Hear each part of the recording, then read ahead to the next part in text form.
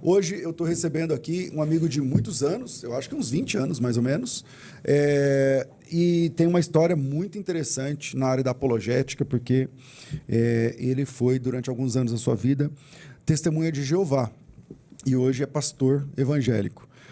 Bem-vindo aqui ao nosso programa Mostra o Texto. Pastor Fernando Galli, prazer, muito bom te rever e te receber aqui no programa. Muito bem, estamos de volta aqui, né? Um prazer, né? 20 anos de amizade, né? São 21, na verdade, né? Porque mais ou menos foi em 2004 que eu te conheci, né? E é um prazer estar aqui novamente, né? E é verdade, eu fui 17 anos testemunha de Jeová. 16 anos, 8 meses e 12 dias. Ô, Fernando, esses anos todos que a gente se conhece, então você nem tinha cabelo branco. Agora, vamos lá. Eu tinjo. Entendi. Agora, como é que você nasceu TJ, você se tornou testemunho de Jeová, como é que foi? Eu nasci em um lar católico, eu era muito católico, e até os meus 13 anos eu frequentava a missa todos os dias, das 6 da manhã às 7 da manhã. Tá? Aí eu terminava a missa, eu ia para a escola.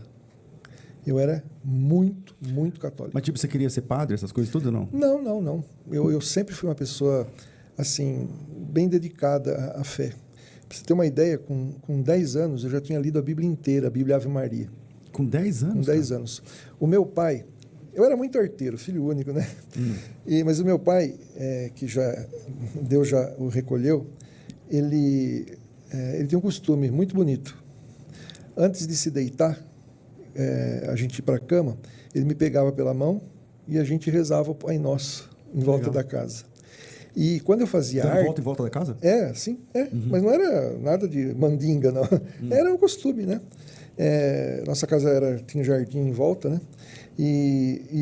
Então, aí a gente... eu lia a Bíblia sempre, eu era muito zeloso, né? Como diz o apóstolo Paulo, das tradições de Seu meus pai morreu, pais. você tinha quantos anos? 22 anos. Ele morreu de infarto no dia do aniversário dele. Minha mãe estava fazendo bolo, ele morreu na minha frente. Com quantos anos ele tinha? 53. Novo demais, né? Novo demais. Então, e a gente era muito católico, né? E eu, com 13 anos, eu já tinha lido a Bíblia toda. Era 10, já aumentou 3. Desculpa, com 10 anos eu já tinha lido a Bíblia toda. E vocês 3? Era você, seu pai e sua mãe? Meu pai e minha mãe. Ela também muito católica, né? Então a gente tinha assim, eu era um devoto da Nossa Senhora Aparecida deles, né? Enfim, até que aconteceu uma coisa, né? Que você vai perguntar, o que foi que aconteceu? Exatamente. E aí, mas até quantos anos você ficou católico, assim, roxo mesmo? Não, até os 13 anos. Com 13 anos, o que aconteceu com 13 anos? Não, aconteceu que as testemunhas de Jeová bateram na porta da minha casa e falaram sobre adoração de imagens e tal. E eu falei, isso é na Bíblia de vocês, né? Na minha Bíblia não disse. Eu tinha lido, mas não lembrava do que queria dizer o texto, né? E aí, então, eles fizeram minha cabeça nessa parte, porque estavam certos, né? Nessa parte eles estavam certos. Fala, então pega a Bíblia aí, olha. Exatamente, a tradução Ave Maria, né? E aí eu era devoto também de São Cosme e Damião, ainda tinha essa, porque eu tinha costume de dar bala para criança, distribuir, sempre gostei de criança. E aí, meus pais saíram, quando eles voltaram, eu tinha quebrado todas as imagens que estavam no meu quarto. Então, no mesmo dia que a TJ foi lá, ela falou sobre imagens e tal, você falou, não, me mostra na Bíblia. Aí ela falou, então tá aqui. Aí você leu no texto e começou já quebrou as imagens. Eu estava um pouco decepcionado com a Igreja Católica por uma questão de conduta do pároco da cidade, da época, né? Mas, coisa moral e tal, mas não tem nada a ver com doutrina. Não, nada a ver com doutrina.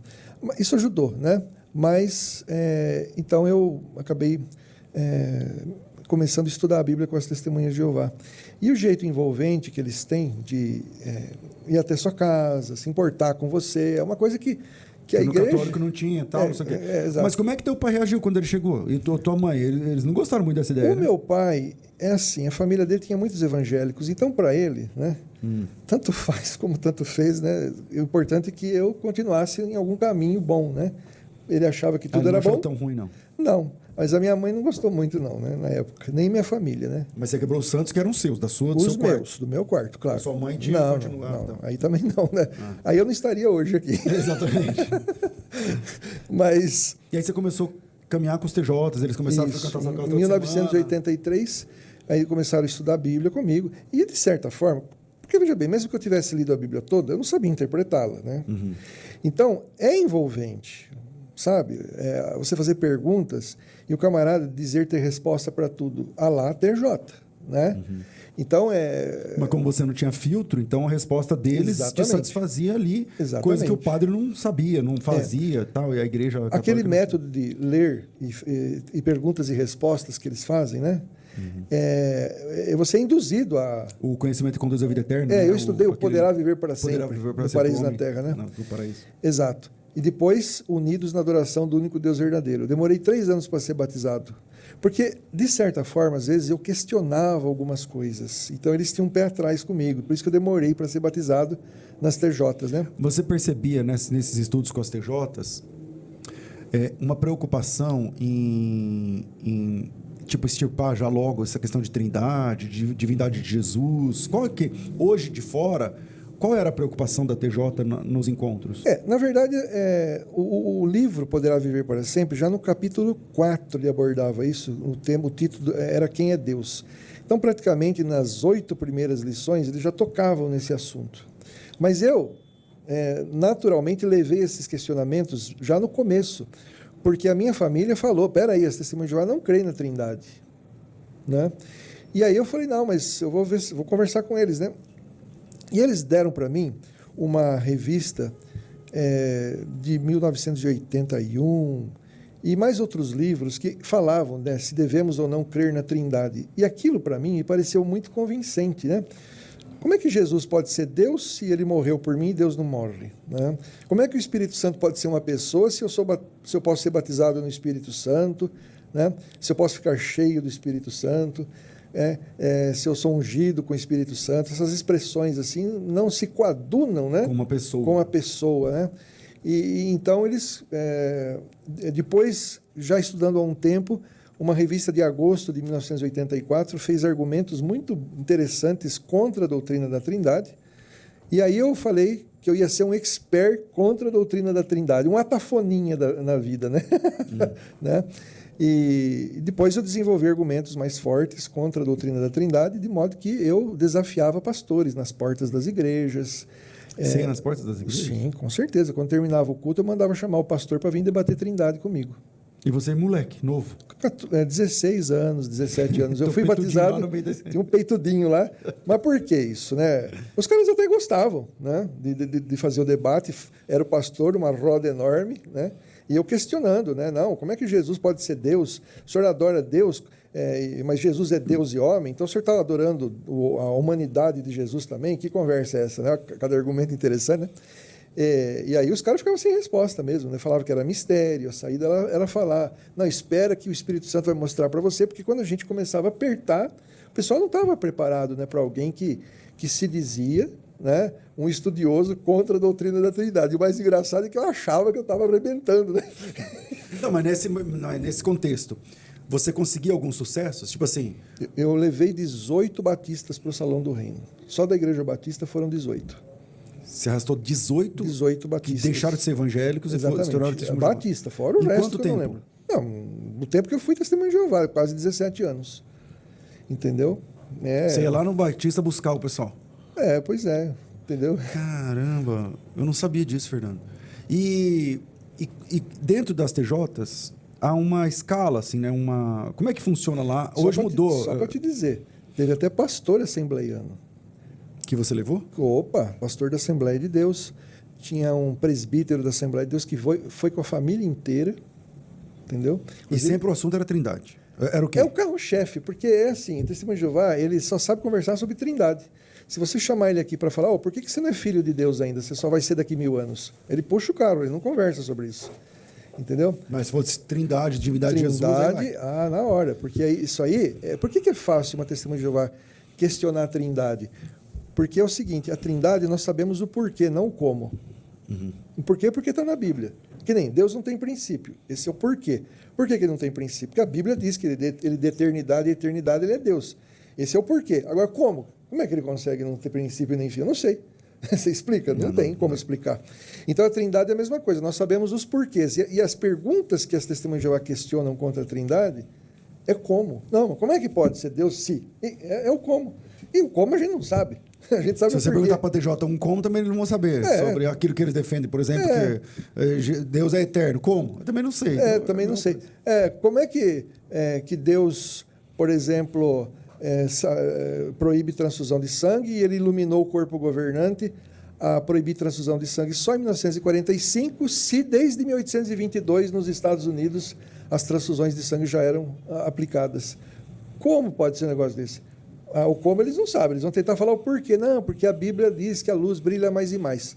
Mas como que ele esperou? 4, né? Ele está vendo o pessoal errar e deixa? O texto mais citado é Provérbios 4, 18, 16, 18, 4, Provérbios 4, 18. Para eles é o 4, 19, na verdade. Né? Por quê? Como é que é o 19? Depois você lê. Tem que tomar cuidado. Vamos lá.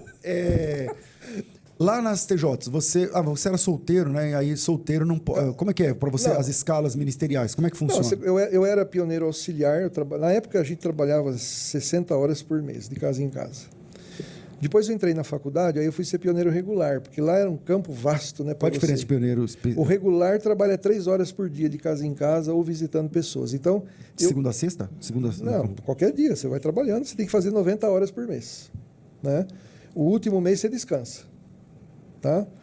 Mas eu não descansava. Teve mês de eu fazer 150 horas, 180. Eu trabalhava... Eu sempre fui dedicado àquilo que eu acredito. Porque isso, para mim, foi uma disciplina que meu pai me ensinou. Eu falei, tudo que você defender, se entrega com amor. Meu pai sempre me ensinou Pioneiro, isso. como é que é o nome? Pioneiro auxiliar, 60 horas por mês. Hoje é 30. Mudou, O regular era 90, hoje parece que é 50, sei lá. E, enfim, aí depois eu me tornei servo ministerial. Né? O que significa o que é isso? É o diácono. Né? Mas ele prega, eu era muito chamado para fazer discursos públicos. Né? No Salão do Reino? No meu e fora, né? Diziam que eu era um bom palestrante, né? Com quantos anos você começou a pregar assim? 19. Solteiro, ainda já pregava sim, e tal. Sim. E aí, quanto tempo de TJ, então, Fernando? Foram 16 anos, 8 meses e 12 dias. Quando você encontrava um crente bom de Bíblia, assim, como é que era? Você chegou a debater? Olha, eu só encontrei um cara bom de Bíblia que me deixou pensativo em algumas questões, que foi o reverendo Evaldo Berenguer. Ele inclusive, foi um auxiliar do Guilhermino lá no Rio de Janeiro, né, na Catedral Presbiteriana. E quando ele soube da minha conversão, ele me levou para lá, para fazer um seminário lá. Né? Mas, enfim, ele fazia perguntas interessantes, porque ele era um apologista. Ele sabia o que perguntar para mim. Esse é o problema, né? Porque, às vezes, quando você vai debater com o Testemunho de Jeová, você pode saber muito sobre teologia, mas se você não sabe o que, de fato, os Testemunhos de Jeová acreditam, você faz pergunta que para a TJ não faz sentido. Né? Então, não adianta. Não toca no TJ, né? Então, porque o conceito, por exemplo, você vai questionar se Jesus é Deus, né? Para a Testemunha de Jeová, Jesus é um Deus verdadeiro. Porque verdadeiro para ele quer dizer de verdade. Então, o diabo é um Deus verdadeiro para as Testemunhas de Jeová, porque ele é um Deus de verdade, ele existe. Então, na cabeça da TJ, verdadeiro é isso. Agora, por que para ele Jeová é o único Deus verdadeiro? Né? Porque, além dele ser um Deus de verdade, ele é mais poderoso que os outros. Quando você alterna os termos, também a TJ fica desconfortável. Quando você pergunta, ele é um Deus... falso ou verdadeiro? Ele é um Deus verdadeiro? É um Deus verdadeiro. Mas ele é o verdadeiro Deus? Aí ele já fica meio desconfortável. Porque aí parece que verdadeiro Deus só tem um. Aí tem